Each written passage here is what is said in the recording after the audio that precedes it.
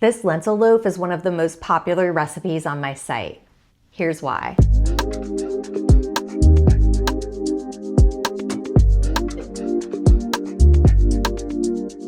This quinoa lentil meatloaf is hearty and it's satisfying. It has cheap ingredients and it has this sticky ketchup glaze on top that pushes it to the next level.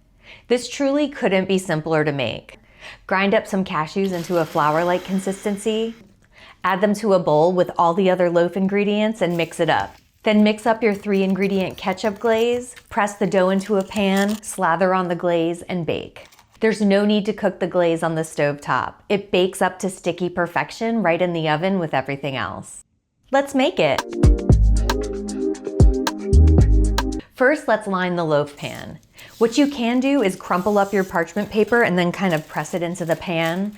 But I like to cut one strip to go on the long side and then one strip of parchment to go on the short side to make kind of a crisscross. I find that this just works the best and gives you a loaf with like the most crisp, smooth edges. If you don't care about that, just crumple up the parchment paper and shove it in there. The loaf is gonna be delicious either way. Now let's make the loaf mixture. The first thing we need to do is grind up the cashews. If you don't wanna grind up the cashews, you can use 1/3 cup of almond flour instead of the cashews.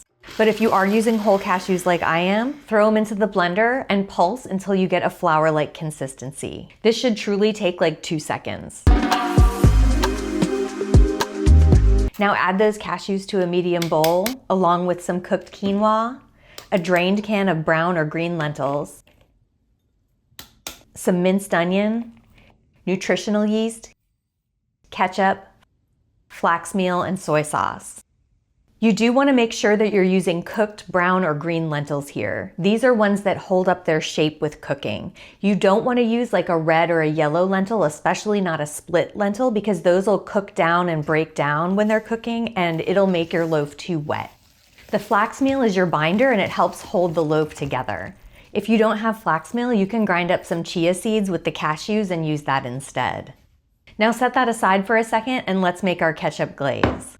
In a small bowl, combine ketchup with brown sugar and salt and just mix well until the brown sugar completely dissolves.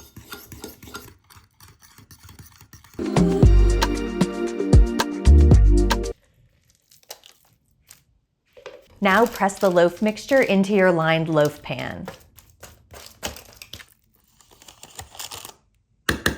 Pour on that ketchup glaze and then slather it all over the top.